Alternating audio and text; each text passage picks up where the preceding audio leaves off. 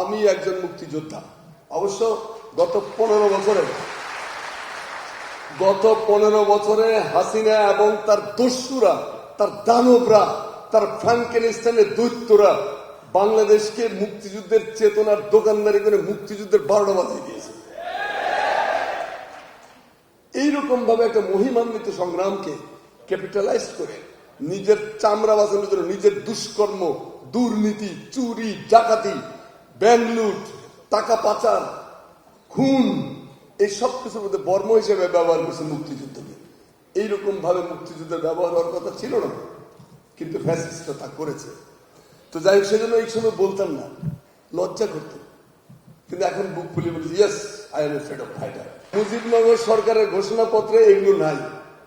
আপনারা ঘোষণাপত্রটা পড়বেন। হাসান হাফিজুর রহমানের প্রণীত যে মুক্তিযুদ্ধ, স্বাধীনতা যুদ্ধের ইতিহাস পড়বেন এই বইটা।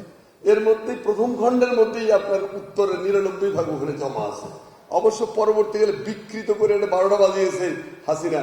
ইতিহাসকে তার জুতা দিয়ে, তার ইতিহাসের পাতা দিয়ে তার জুতার চামড়া বানিয়েছে, জুতা বানিয়েছে, যেভাবে খুশি। তো সেইখানে দেশ স্বাধীন হওয়ার পরে আমরা দেখলাম যে আশ্চর্য, 1972 সালের ফেব্রুয়ারি মাস স্বপ্ন খান খান হয়ে গেল আমাদের। কি ঘটেছিল? শেখ ফজলুল হক মনি যুবলীগের প্রেসিডেন্ট, শেখ মুজিবের ভাগনা, তিনি ঘোষণা করলেন এখন থেকে দেশে কোনো শাসন ফাসন চলবে না, কোন কোর্ট কাছারি চলবে না, রাষ্ট্র চলবে এখন একটা মাত্র আইন হিসেবে মুজিবি শাসন। ফ্যাসিবাদের 20 বৃক্ষের চারা রোপণ করা হলো 72 সালের ফেব্রুয়ারি মাসে।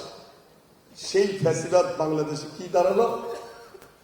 শুধুমাত্র রাজনৈতিক ভিন্ন মত পালন করার জন্য 27,000 লোককে শেখ মুজিব হত্যা করেছে।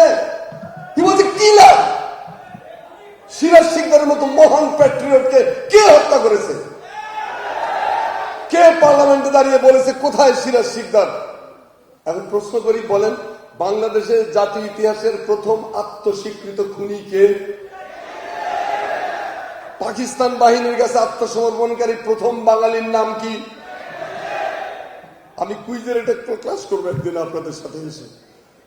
এগুলো আমাদের এখন সোজা করে বলতে ইচ্ছা হলো। শেখ মুজিব কোন দেবতা ছিলেন না, তিনি ছিলেন ফিউডাল লর্ড।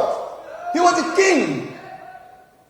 একটা মুজিবি পারিবারিক শাসন তিনি প্রবর্তন করেছিলেন বাংলাদেশে। 27,000 নিরপরাধ মানুষ হতে ফরাদ ভাই দেশ ছেড়ে পালিয়ে যেতে বাধ্য হয়েছিলেন। শেষ পর্যন্ত এই আবাবিল, আল্লাহর আবাবিলের রাস্তায় নেমে আসলো। কাবা শরীফ রক্ষার জন্য আল্লাহ আবাবিল পাঠিয়েছিলেন আসমান দিয়ে, ছোট ছোট পাখি। এক আবাবিল আবরাহের গোষ্ঠী নিপাত করেছে।